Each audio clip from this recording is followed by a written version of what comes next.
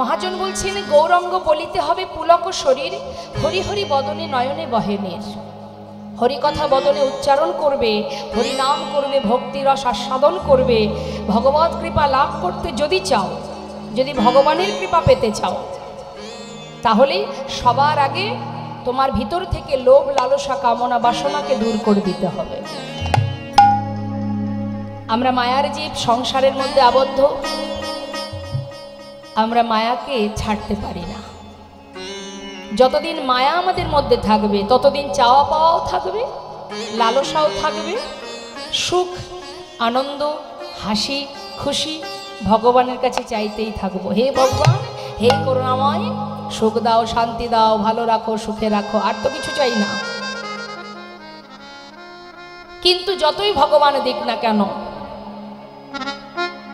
তিনি যতই আমাদের ভালো রাখুক না কেন, তবু যেন মনে হয় আমার বোধহয় কমই হয়েছে, আর একটু যদি সুখ পেতাম। আহা, ভগবান বললেন আরো নিবি, বেশ, আবারও দিল, তাতেও হলো না। এক আশা পূর্ণ হলো তো আর এক আশা করে বসলাম। চাইতে চাইতে জীবনের শেষ দিন চলে এলো, কিন্তু চাওয়া আমাদের শেষ হলো না। অত সহজ নয় মা। সারা জীবনে যুগ যুগ ধরে সাধনা করে যারা ভগবানের কৃপা, ভগবানের চরণ পাচ্ছেন না, যত যোগী মুনি ঋষি যুগ যুগ ধরে সাধনা করছে বনে জঙ্গলে, যাদের পরিবার নেই, সংসার নেই, পিছন দিকে কাঁদবার কেউ নেই, শুধুমাত্র গোবিন্দ চরণ পাওয়ার জন্যই বনে জঙ্গলে পশু পাখিদের মধ্যে বসে বসে ভজনে রত, তারা ভগবানের চরণ পাচ্ছেন এমন কঠিন সাধনা করে। আর আমরা মায়ার সংসারে বসে মায়ার বালিশ মাথায় দিয়ে ঘুমিয়ে থেকে আমরা যদি বলি আমরা বড় ভক্ত, আমরা সব জানি, বা আমরা ভগবানের কৃপা পেয়েছি, তার ভক্ত হতে পেরেছি, তবে তো ভুল হয়ে যাবে। শাস্ত্রে বৈষ্ণব মহাজন বললেন, তৃণাদপি শুনেছেন তরুরিব সহিষ্ণু নমানিন মানদেন কীর্তনীয় সদা হরি। বৃক্ষের ন্যায় সহিষ্ণুতা রাখো, তৃণের থেকে নত হও। যাকে সবাই মান দেয় না, ঘৃণা করে, তুমি তাকে মান দাও। সর্বদাই ভগবত চিন্তা করো। কতগুলো নিয়ম আছে মা। বললেন গৌরাঙ্গ বলিতে হবে পুলক শরীর, আনন্দ মনে, পুলকিত ভাবে। আমাদের যদি শরীরের মধ্যে কোনো কষ্ট হয়, আমাদের মনের সমস্ত চিন্তাগুলো, আমাদের মন কোথায় থাকে? মনে করুন সারা দেহের ভিতরে কোনো একটা জায়গায় কোনো সমস্যা হয়েছে, মনে করুন আমার পায়ে ব্যথা, আমাদের মনটা কোথায় থাকবে? ওই পায়ের ওখানেই আটকে যাবে, তাই তো? অত সহজ নয় মা। বললেন দেহটা তো আর আমার নয়, ভগবানের দেওয়া, প্রকৃতির সৃষ্টি। প্রকৃতি যেমন দিয়েছে তেমন কেড়েও নেবে। তাহলে দেহটা কিন্তু আমার নয়, এটা একটা ঘর, ভগবানের দেওয়া ঘর, যে ঘরে আমি বাস করছি। গভীরভাবে বুঝতে হবে মা, এটা কার দেওয়া ঘর? ভগবানের দেওয়া। এটা যদি আমার হতো, একে আমরা এত যত্ন করি, তথাপিও আমরা আমাদের বয়সটাকে ধরে রাখতে পারি? কত দামি দামি ক্রিম মাখছি, দামি দামি খাবার খাচ্ছি, যাতে আমাদের স্কিনের গ্লো নষ্ট না হয়ে যায়, যত সুন্দর করে নিজেকে ধরে রাখতে পারি। কিন্তু সত্যি কি পারবো? শেষমেশ ধরে রাখতে পারবো? সময়ের সাথে সাথে সব কিছুই তো শেষ হয়ে যাবে। তাহলে আমার যদি কোনো জিনিস হয়, আমি যদি যত্ন করে আলমারিতে রেখে দিই, 5 থেকে 10 বছর পরে আপনি বের করবেন, সেটা সেইভাবে থাকবে। কিন্তু দেহটাকে যতই যত্ন করেন না কেন, এই দেহ আস্তে আস্তে কিন্তু ক্ষয় হতে থাকবে। তাহলে ক্ষয় যখন হবে, এখান থেকে আমাদের বুঝতে হবে মা, এই দেহটা কিন্তু আমার নয়, এই দেহটা ভগবানের দেওয়া। তিনি দিয়েছেন, আমরা কৃপা করে তার কাছে চেয়েছিলাম, তাই পেয়েছি। সর্বস্ব দিয়েছেন তিনি, ভজনের জন্য যা যা প্রয়োজন, ভগবত কৃপা লাভ করবার জন্য যা কিছু প্রয়োজন, কোনো কিছুই তিনি দেননি তাই নয়, সবই দিয়েছেন। পেয়েছি আমরা সুন্দর দেহটা, পেলে কি হবে? হেলাই সময় নষ্ট হয়ে গেল, ভগবানকে চিনতে পারলাম না।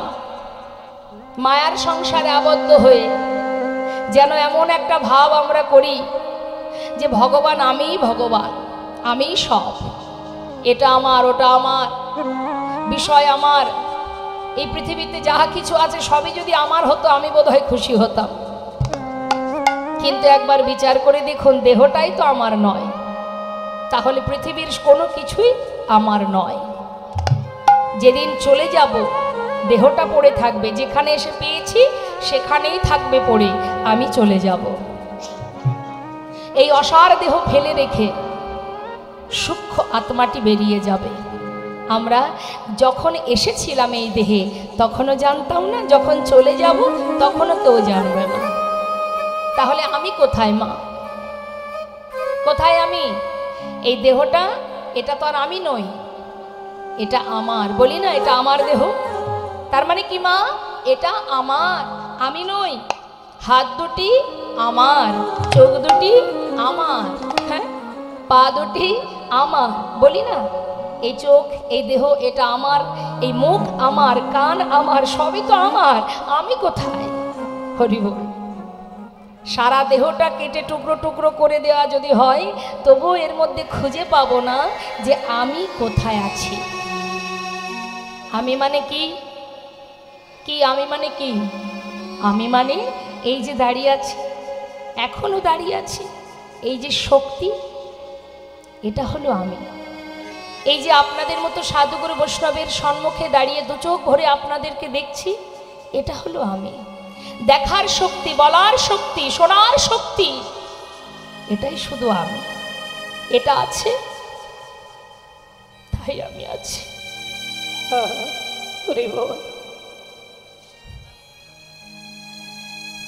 যেদিন আমি চলে যাব চোখ থাকবে, কান থাকবে, শুনতে পাবো না, দেখতে পাবো না।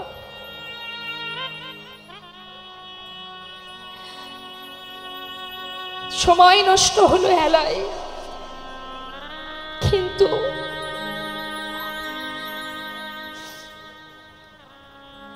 সময় থাকতে তাকে জানতে পারলাম না যে কে আমার, আমি কাহার,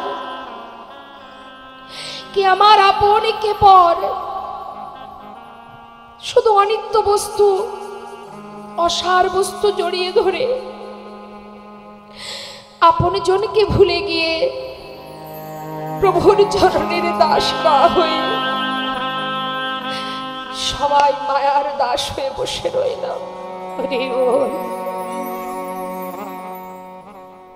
তথাপিও ভগবান বললেন, ওরে জীব,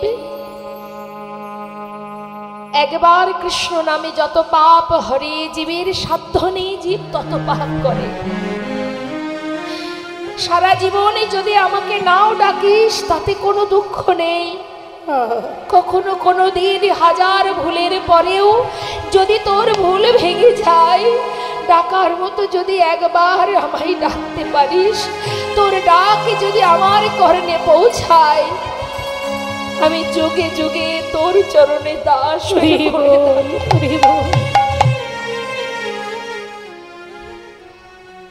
জানি না কার হাতে কতটুকু সময় আছে। এখন আছি, একটু পরে নাও থাকতে পারি, কিন্তু যাব কোথায় সেটা কখনো ভেবেছেন মা? কি আমার আসল পরিচয়, আমি কোথা থেকে এসেছি? যদি কখনো নিজেকে নিজে প্রশ্ন করেন যে আমি কে, আমার পরিচয়টা কি, কোথা থেকে জানবো আমার পরিচয়? ষড় গোস্বামীর মধ্যে এক গোস্বামী, যার নাম সনাতন গোস্বামী, তিনি জিজ্ঞাসা করেছিলেন মহাপ্রভুর কাছে। এই সনাতন গোস্বামী হচ্ছেন একজন বড় জমিদার। সমস্ত সুখ স্বাচ্ছন্দ্য পরিত্যাগ করে একদিন মহাপ্রভুর কাছে গিয়ে একটি কম্বল সাথে করে নিয়ে মা সমস্ত সুখ ফেলে দিয়েছেন, জীবনের সব কিছু ত্যাগ করে। যে জমিদার, তার জীবনের সুখটা তো আমরা সবাই কম বেশি অনুভব করতে পারছি। তাহলে সেই সুখ ত্যাগ করে একটা ছিন্ন, একটা কম্বল হাতে করে নিয়ে মহাপ্রভুর কাছে গিয়ে জিজ্ঞাসা করলেন, প্রভু একটি বার বলে দাও, আমি কে আমার, কেন মরে যারে তপত্রয়, ইহা না জানে জীবের কইছে হিত হয়। তো যখন জিজ্ঞাসা করলেন প্রভু আমার, উত্তর দিলেন, সনাতন, এই যে তুমি জিজ্ঞাসা করছো তুমি কে, কি তোমার পরিচয়? জীবনে সব কিছু ত্যাগ করেছে বলেই মা আজ কিন্তু তার উত্তর সে খুঁজে পেল। সব ছেড়ে কম্বল সাথে করে নিয়ে গৌরহরির কাছে দাঁড়িয়েছে। গৌরহরি বললেন, সনাতন, তুমি জীবনের সর্বস্ব ত্যাগ করে আমার কাছে এসেছো একটি প্রশ্নের উত্তর জানবার জন্য। তো যে সব ত্যাগ করতে পারে তার কাছে কম্বলটা কেন আছে? কম্বলের মায়া এখনো ছাড়তে পারোনি? যখনই বলেছে কথাটি, ছুটে গিয়ে বাইরে এক ভিখারিকে সেই কম্বলটি দান করে দিয়ে শূন্য হাতে প্রভুর কাছে এসে দাঁড়িয়েছে। এবার তো বলো প্রভু, কে আমি, কি আমার পরিচয়? প্রভু বললেন, জীব নিত্য কৃষ্ণ দাস, তাহা ভুলি গেল, মায়া পিশাচি তার গলেতে বাঁধিল। জীব নিত্য কৃষ্ণ দাস, আমাদের জীবনের আসল পরিচয় আমরা ভগবানের চরণের দাস। সেটা আমাদের পরমার্থিব জগতে ভগবানের চরণ পাদপদ্মে আমাদের সবার পরিচয়। আমরা প্রত্যেকেই এক। ভেদাভেদ আমাদের মধ্যে উঁচু নিচু, এই যে ভেদাভেদগুলো, এগুলো কোথা থেকে হলো না, এই পৃথিবীতে যখন মনুষ্যকুলে জন্ম পেলাম আমাদের মধ্যে আমরাই মারামারি হানাহানি করি, ও নিচু জাতি ও উঁচু জাতি। এই যে ভেদাভেদ, এটা আমাদের সৃষ্টি, ভগবানের সৃষ্টি নয়। শাস্ত্রী বৈষ্ণব মহাজন বললেন, ওরে জীব, একবার নিজেকে নিজে জিজ্ঞাসা করো, তুমি কে? ভজনের পথে যেতে গেলে মা দেখুন, রামভক্ত তুলসীদাস তিনি বলছেন রামচরিতে, मन के तरंग को मार लो, बस हो गया भजन, मन के तरंग को मार लो। मन के तरंग को मार लो অর্থাৎ আমাদের মন হচ্ছে চঞ্চল। এই অস্থির মনে কখনো ভজনের পথ খুঁজে পাওয়া যাবে না। মনকে স্থির করতে হবে। মানে কি তরঙ্গ মারলো, মনের ভিতরে যত চঞ্চলতা আছে, যত অস্থিরতা আছে, সেগুলোকে দূরীভূত করো, সেগুলোকে দূর করে নিজের চিত্তকে স্থির করো, তবে ভজনের পথ খুঁজে পাবে। আর কি বললেন, আদত বুরি সুধারিলো, বস হো গয়া ভজন। কি বললেন, আদত বুড়ি সুধারলো। বুড়ি মানে খারাপ। আমাদের মনের ভিতরে যত খারাপ চিন্তা ভাবনাগুলো আছে, এগুলোকে যদি আমরা শুধরে নিতে পারি, সুধারলো, তবেই তো তোমার ভজনের পথ পরিষ্কার। বাস হো গয়া ভজন। आए हो तुम कहाँ से, अरे जाओगे कहाँ, इतना दिल विचार लो, बस हो गया भजन। आए हो तुम कहाँ से, बस जाओगे कहाँ, इतना दिल विचार लो, बस हो गया भजन। मन की तरंग को मार लो, बस हो गया भजन। मन की तरंग को मार लो। কি বলছেন, आए हो तुम कहाँ से, अरे जाओगे कहाँ, কোথা থেকে এসেছো আর কোথায় যাবে। ইতনা দিল বিচার লো, নিজের মনকে জিজ্ঞাসা করো, বিচার করো, চিন্তা করো, ভাবো, তাহলে বাস হো গয়া ভজন। যখনই তুমি তোমাকে চিনতে পারবে, তখনই কিন্তু মা আমরা ভজন খুঁজে পাবো, গোবিন্দকে খুঁজে পাবো। যখন আমি আমাকে চিনতে পারবো, আমি আমাকে জানতে পারবো, আর আমি আমাকে জানা মানেই কিন্তু ভগবানকে জানা। তিনি সাক্ষাৎ। আজ আমি দাঁড়িয়ে আছি আপনাদের কাছে, আমি স্বয়ং সম্পূর্ণ, আমি সাক্ষাৎ, আমি তারই কৃপা দৃষ্টি, তারই কৃপা আমি, অর্থাৎ আমি সাক্ষাৎ, আমি বর্তমান। যত সময় আমি আছি, সবাই আপনারা আছেন আমার সম্মুখে। আমি যেদিন থাকবো না, আর কেউ আমার পাশে থাকবে না। এই দিনটা, এই যে এই ভাবনাটা যখন আমাদের মধ্যে তৈরি হবে মা, তখনই আমরা আমাদের গোবিন্দের পথ আমরা দর্শন পাবো গুরু কৃপায়। বৈষ্ণব মহাজন বললেন, নিতাই যাদের যদি কৃপা হয়, গুরু যদি কৃপা লাভ করতে পারো, গুরু কৃপা, ব্যাস আর কিচ্ছু করতে হবে না। শাস্ত্রী বললেন, ব্রহ্মাণ্ড ভ্রমিতে ভ্রমিতে যদি কোনো ভাগ্যবান জীব গুরু কৃষ্ণের প্রসাদে পায় ভক্তিলতা বীজ, মালি হয়ে সেই বীজ করে অর্পণ, শ্রবণ কীর্তনে জল করায় সিঞ্চন। ক্রমে ক্রমে বাড়ে লতা ব্রহ্মাণ্ড ভেদি যায়, বিরজা ব্রহ্মাণ্ড ভেদি পরম ব্রহ্ম পায়। তদুপরি যায় লতা গোলুখ বৃন্দাবন, শ্রীকৃষ্ণ চরণ কল্প বৃক্ষে করে আরোহণ। তাই গৌর হরি বল। সকলের গুরু কৃপা হয়েছে, হয়েছে সবার? গুরুদেবের দেওয়া মন্ত্র সবার জানা আছে তো? ভুলে যাননি তো? গুরু কৃপা অল্প ভাগ্যের কথা নয় মা, কৃষ্ণ কৃপা জগৎময়। গুরু কৃপা কোনো কোনো ভাগ্যবান ভাগ্যবতীর হয়। তো যদি গুরু কৃপা হয়ে থাকে, তার দেওয়া সেই বীজ মন্ত্র জপ করুন, তাহলে কি হবে? বীজ রোপণ করেছে তিনি, হরিনাম কৃষ্ণ নাম যত কর্ণে দেবে, সেই বীজ থেকে বৃক্ষ হবে, বৃক্ষ থেকে ফল হবে, আর গোবিন্দ চরণে গোবিন্দ সেবায় লাগবে। তাই আজ বৈষ্ণব মহাজন পদাবলিতে বলছে, যদি একবার নিতাই চাঁদের কৃপা হয়, তাহলে কি হবে? আরে কবে নিতাই চাঁদে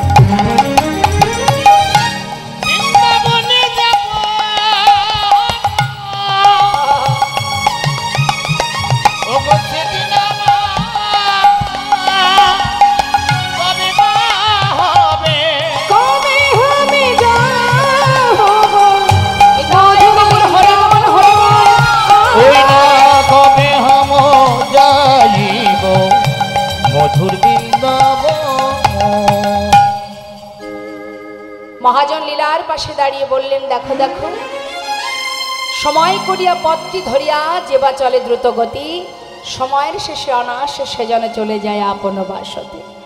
তৈলবি যদি ছানা মাখন সকাল সকালে তোলে, শিশুকালে কৃষ্ণ ভজন, বৃদ্ধতে ভজনেতে বাধাই গণ্ডগোল। সময় গেলে আর পাবে না। কার হাতে কতটুকু সময় আছে, আয়ুরবি কখন যে ঢলে পড়বে কে বা জানে। কি গো মা, আমরা জানি? বলতে পারবো আর কতটুকু সময় বাঁচবো? কৃষ্ণ বলার বদন পেলাম, কৃষ্ণ বলা হলো না। ভগবানের সেবা দেওয়ার দুটো হাত পেলাম, কিন্তু তাকে সেবা দিতে পারলাম না। কি দেননি তিনি আমাদের, বিনিময়ে তাকে কিছু দিয়েছি আমরা? কখনো ভগবানের চরণে ফুল তুলসী দিয়ে বলেছি রাধে রাধে?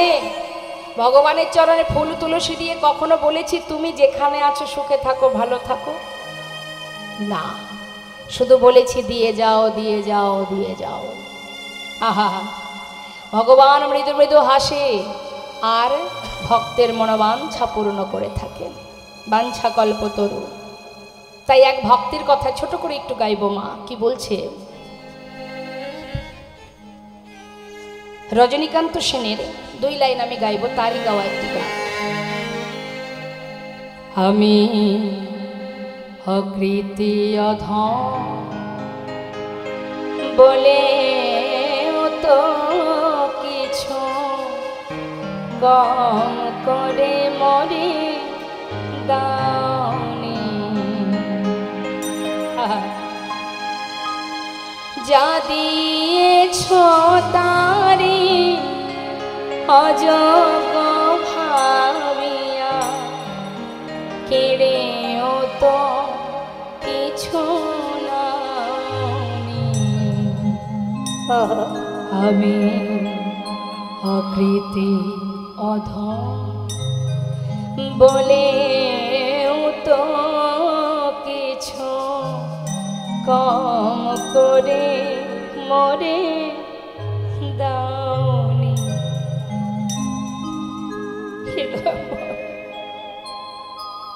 সবই দিয়েছ তুমি,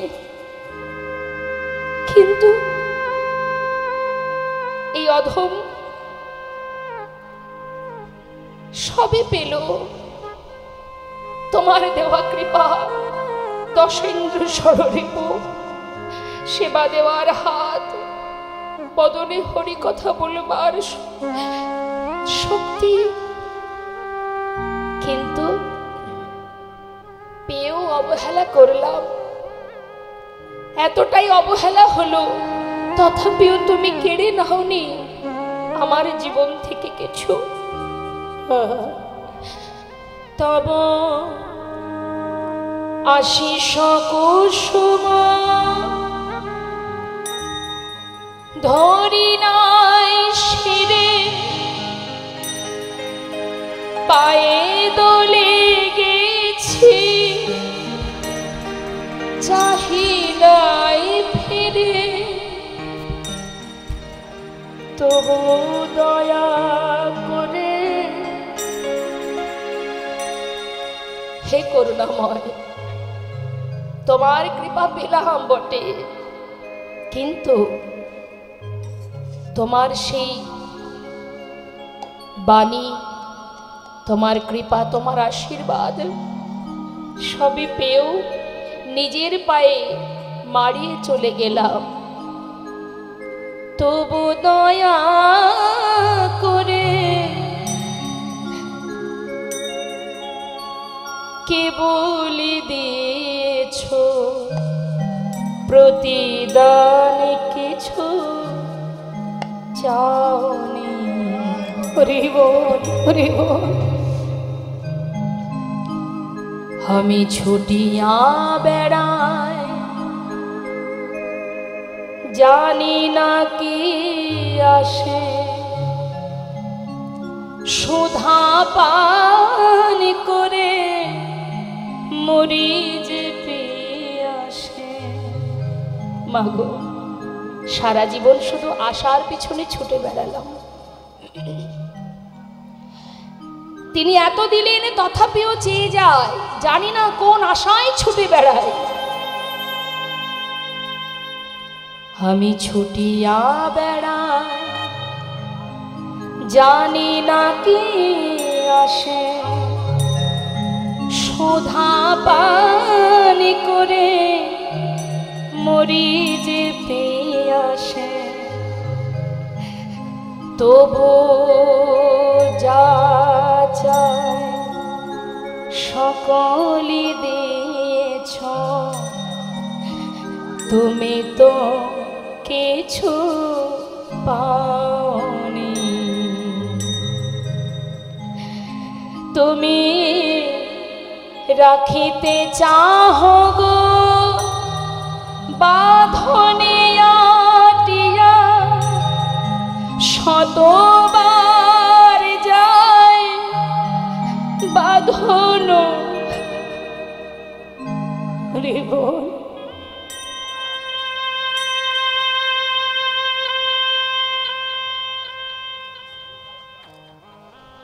হে করুণা,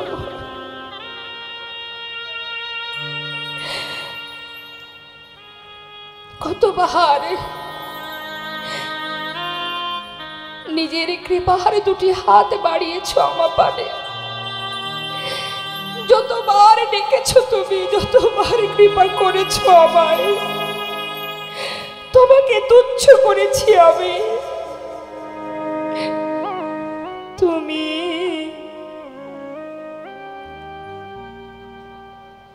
শতবার,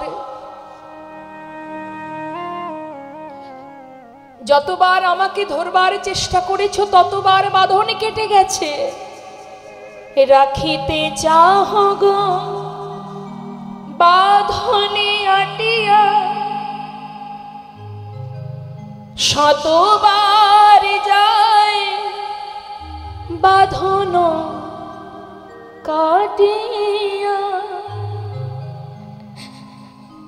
ভাবি ছেড়ে গেছো, ফিরে চেয়ে দেখে এক পাও ছেড়ে যাও। হরিবোল হরিবোল, নিতাই গৌর হরিবোল। আমি অকৃতি অধু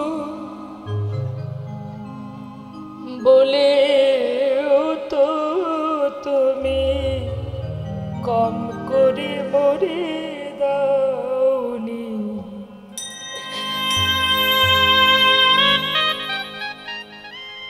দেখতে দেখতে সময় চলে যাবে,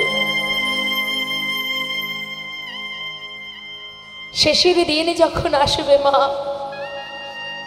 যাদের জন্য বদনে ভগবানের নাম করবার সময় আমাদের হলো না, মায়ার সংসারে সুখের তাড়নায় জীবনটা কেটে গেল দিন রাত খেটে, শেষের দিনের সঙ্গী হবে একমাত্র আমার গোবিন্দ নাম। তাই ভক্ত বলছে, ভক্ত রজনীকান্ত সেন তিনি বলছেন, হে প্রভু, এতটাই অবহেলা করেছি তোমায়, জীবনের শেষের বেলায় এসে ভেবেছিলাম তুমি বোধহয় আমায় ছেড়ে চলে গেছো, পিছন ফিরে চেয়ে দেখলাম তুমি এক পাও আমাকে ছেড়ে যাওনি। করুণাময় দয়া, কৃপা করে আমার মতো পাষণ্ডকে তোমার চরণে তুমি জায়গা দাও। রূপ রঘুনাথ পদে করো কহিয়া, সেবার অভিলাষ মাগে ঠাকুর নরোত্তম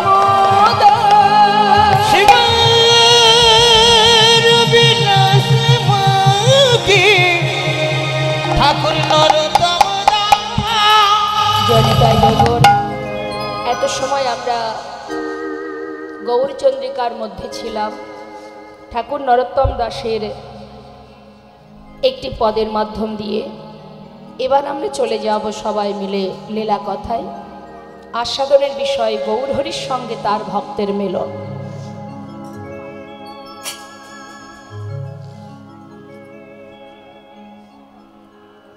তো চলুন মা, আমরা একবার সবাই মিলে শ্রীধাম নবদ্বীপে নিতাই গৌরের জয়ধ্বনি করে ছোট্ট একটি ভজন শুনতে শুনতে আমরা পৌঁছে যাব।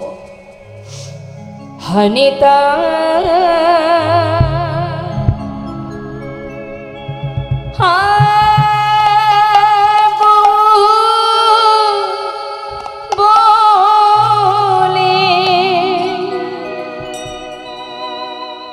শোনাই পা তুলে দা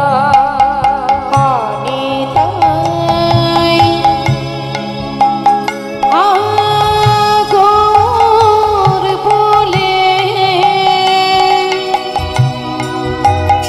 এসো নাই পাল তুলে দা হনিতা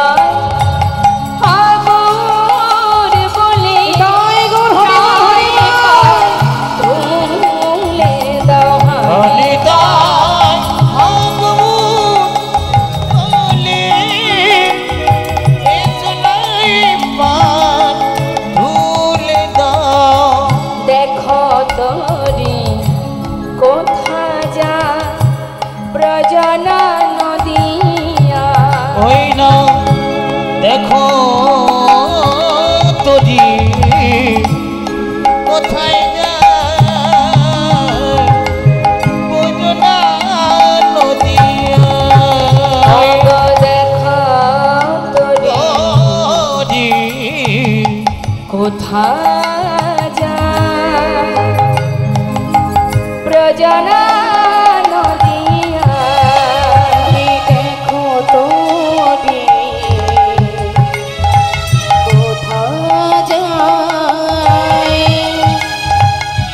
ব্রজনা নদিয়া হনিতা আগর বলে নাই পাল তুলে হনিতা তোর ভোলে একলাই পাল তুলে দাও ব্রজে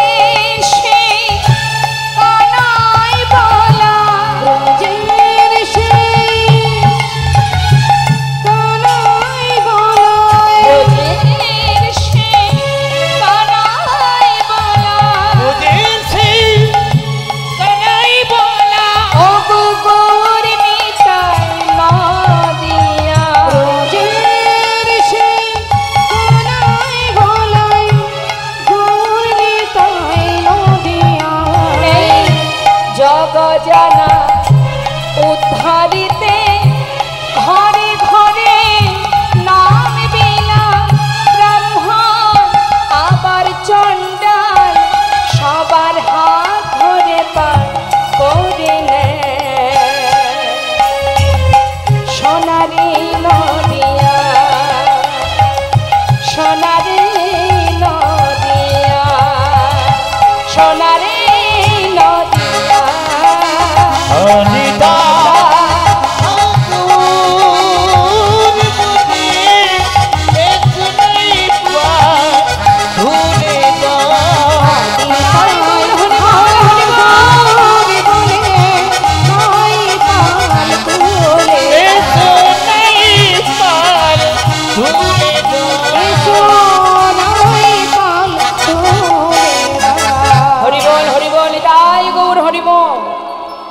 শ্রীধাম নবদ্বীপ চন্দ্র আমার গৌর সুন্দর শ্রীধাম নবদ্বীপের মাঝে উদয় হয়ে তিনি নদিয়ার পথে পথে হরিনাম সংকীর্তন বিলাতে বিলাতে এক সময় তিনি নর্তন কীর্তনে 1 বৎসরের নাম করে তিনি শিবাসঙ্গনে হরিনাম করতেন সারা রাত ধরে। তারপর যখন কিনা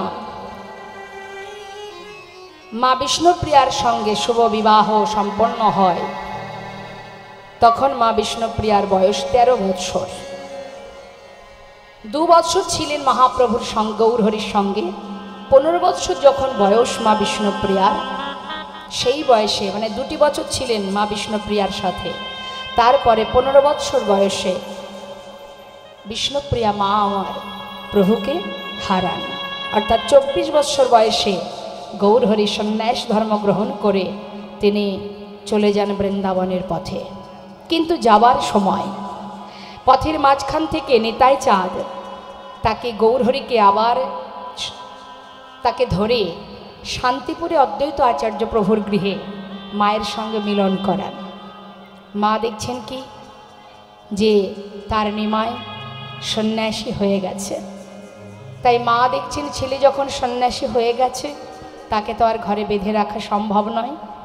গৌরহরি বললেন, মা তুমি আমাকে অনুমতি করো, আমি বৃন্দাবনে চলে যাই। মা বললেন, আমি তো বৃন্দাবনের অনুমতি তোমায় দেব না বাবা, সে যে অনেক পথ, তুমি সেখানে থাকলে আমি জানতে পারবো না তুমি কেমন আছো। তাহলে মা আমি কি নবদ্বীপে ফিরে যাব? না, যদি যেতে চাও, সন্ন্যাসী যখন হয়েছ, যারা সন্ন্যাসী হয়ে যায় তাদের তো আর সংসারে মন বসে না, তাই যেতেই যদি চাও তাহলে নীলাচলে বাস করো। তাই মাতৃ আদেশ শিরোধার্য করে গৌরহরি তিনি সন্ন্যাস ধর্ম গ্রহণ করে নাম প্রচারে তিনি সর্বপ্রথম চলে যান নীলাচলে। সেখান থেকে নানা তীর্থ ভ্রমণ করে নাম প্রচার করেন। তা নীলাচলে প্রভু একা যাননি, প্রভুর ভক্ত ছিলেন যারা নবদ্বীপের মাঝে, এই রকম অগণিত ভক্ত যারা তারাও গিয়েছিলেন গৌরহরির সাথে তাদের সর্বস্ব ছেড়ে, কারণ তারা বুঝেছিলেন গৌর ছাড়া আপন বলতে জগতে আমাদের আর কেউ নয়। তাই সংসারের সব ফেলে অগণিত ভক্ত সমাগম সেই নীলাচলের মাঠে। ভক্তদের নিয়ে প্রতিনিয়ত প্রভু আমার জগন্নাথ মন্দিরের সামনে দাঁড়িয়ে জগন্নাথ দর্শন করেন। প্রতিদিনের ন্যায় আজও তিনি জগন্নাথ দেখছেন অতি প্রাতকাল। সকল ভক্তকে বলছে, ভক্ত এই প্রাত সময়ে সবাই জগন্নাথ দেখছো? হ্যাঁ দয়াময়। এবার সকলে মিলে আমার সঙ্গে বলো তো কি বলবো গৌরহরি। সবাইকে নিয়ে এত আনন্দে সবাই মেতে আছে মা। নীলাচলের মাঠ, হরিনামের জন্য একটা মেলা বসে গেছে।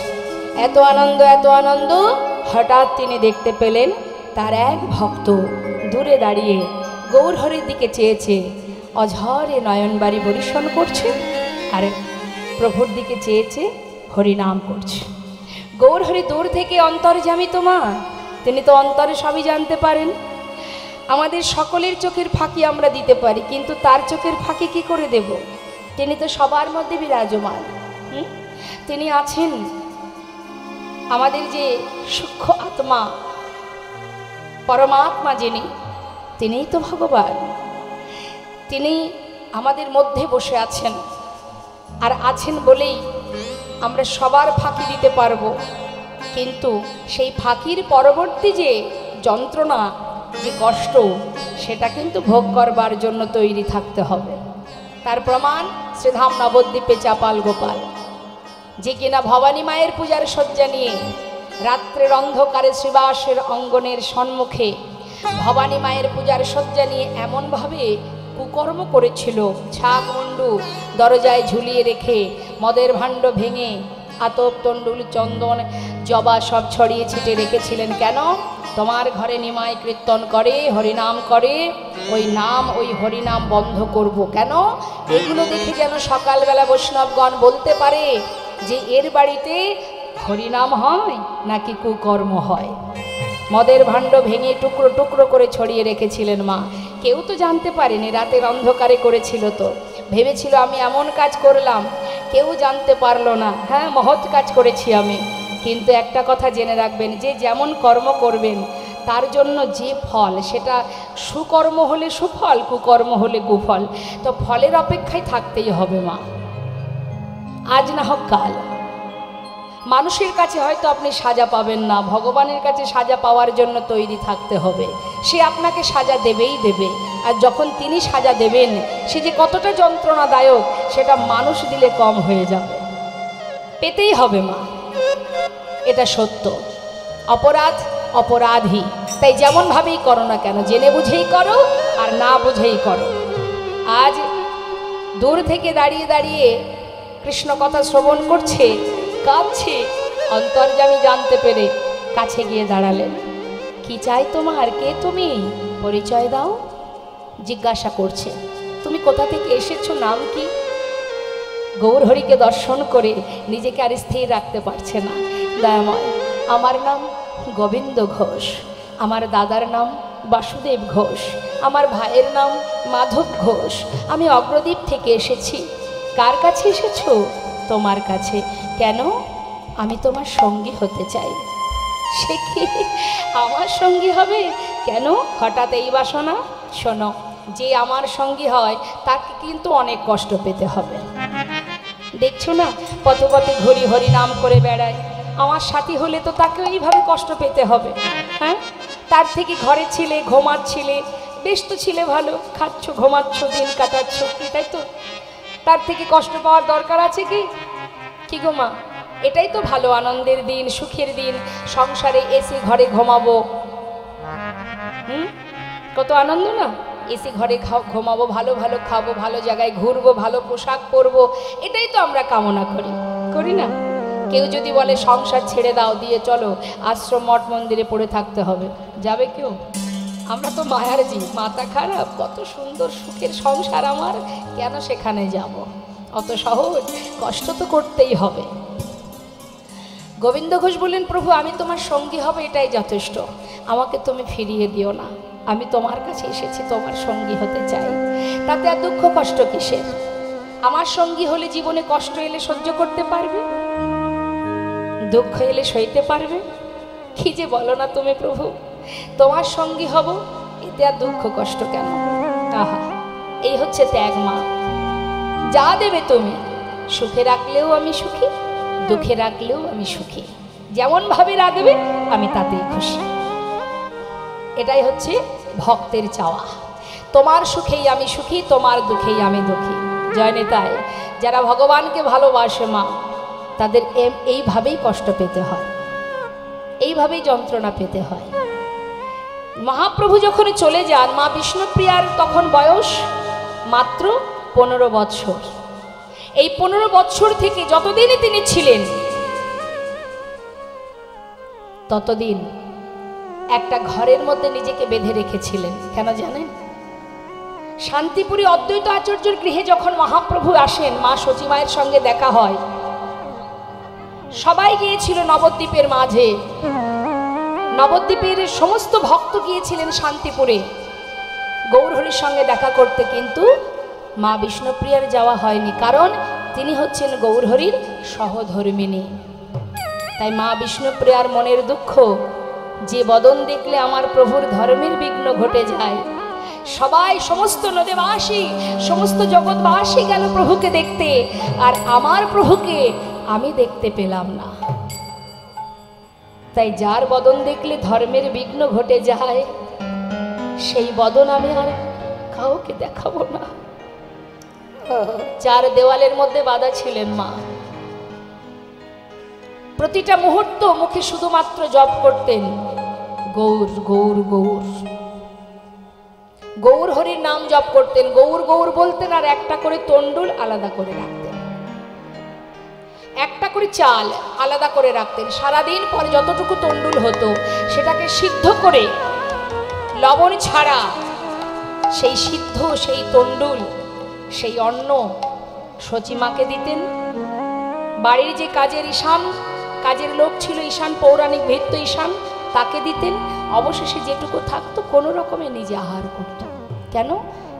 যাতে বেঁচে থাকতে পারি, আর বেঁচে যদি না থাকি তাহলে প্রভুর সেবা করব কি করে?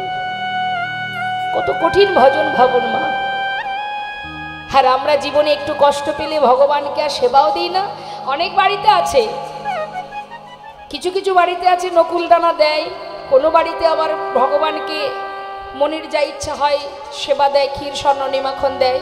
আবার অনেক বাড়িতে আছে দেখা যায় কি সেবার কোনো বিষয়ই নেই, কোনো রকমে সন্ধ্যাবেলা একটু ধূপ বাতাসা, ধূপ আর শঙ্খটা বাজিয়ে দেয়, এই এই হচ্ছে আমাদের ভগবানের প্রতি ভক্তি। তাও যদি মনে কষ্ট পেয়েছি তাহলে আর শঙ্খটাও বাজবে না।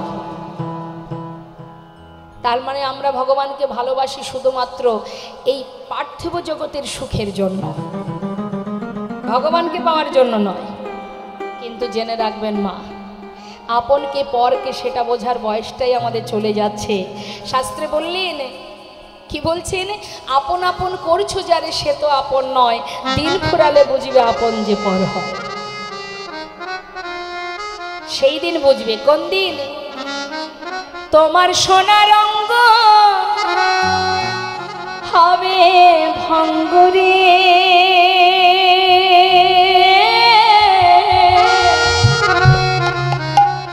যেদিন পুড়ে হবে নীল আকাশে যাবে মিশে। কিছু যাবে? ছেলে মেয়ে, আত্মীয় স্বজন, টাকা পয়সা, বাড়ি গাড়ি, এক মুঠো ছাই নীল আকাশে যাবে মিশে কয়লারি ধোয়া।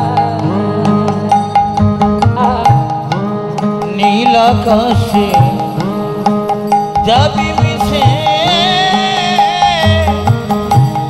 কয়লা ধোঁয়ায়। ও তোমার সোনা অঙ্গ আজ হবে ভঙ্গুরে,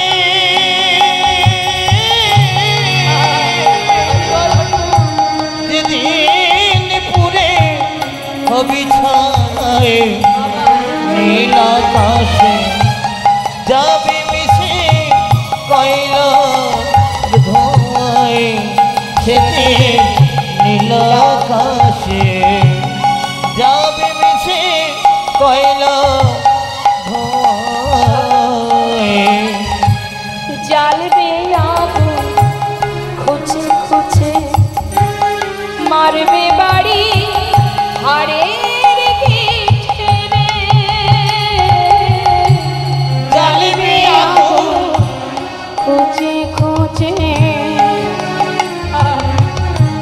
মারবে বাড়ি হাড়ের গিঠে রে। সেদিন পিঠের চামড়া যাবে ফেটে রে।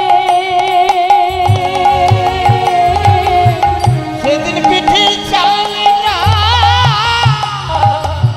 তোমার যাবে ফেটে রে। বাবা, সেদিন হাত বুলাবে কে আর গায় নীল আকাশে। তাই গৌর হরিবল হরিবল কয়লারি ধোঁয়া। সেদিন নীল আকাশে যাবি মিশে কয়লা ধোঁয়ায়। নীল আকাশে কয়লার ধোঁয়া। স্ত্রী পুত্র ওই পুকুর ঘাটে স্নান করিয়া ফিরবে ঘরে গো। তোমার সেই পুত্র ওই পুকুর ঘাটে স্নান করিয়া ফিরবে ঘরে গো। একবার চিন্তা করুন মা, সারা জীবন যে পরিবারের জন্য ভেবে গেলেন, যেদিন শেষের দিন আসবে শ্মশানে চলে যেতে হবে। দেখবেন গুরুজন যারা আছেন বলে, শ্মশান ঘাট থেকে ফেরার কালে ওই ঘাট থেকে উঠে আসবে, পিছন ফিরে আর একবারও তাকাবে না। যেখানে আপনজন রয়ে গেল সারা জন্মের নেয়,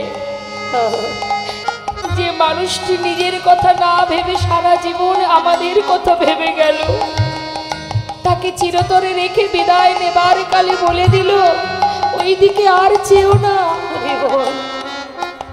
সন্তান, স্ত্রী, পরিজন আর ফিরে চাইল না। স্ত্রী পুত্র পুকুর ঘাটে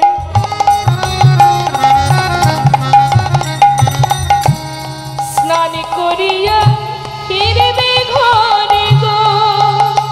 তারা দুদিন পরে ভুলে যাবে গো। ও গো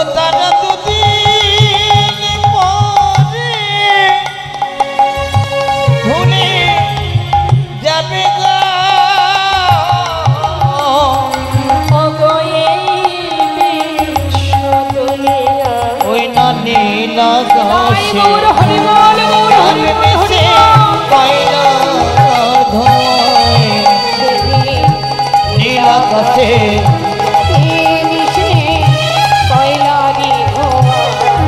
সেদিন নীল আকাশে যাবে মিশে কয়লা ধোঁয়া। সঙ্গী করে নিলে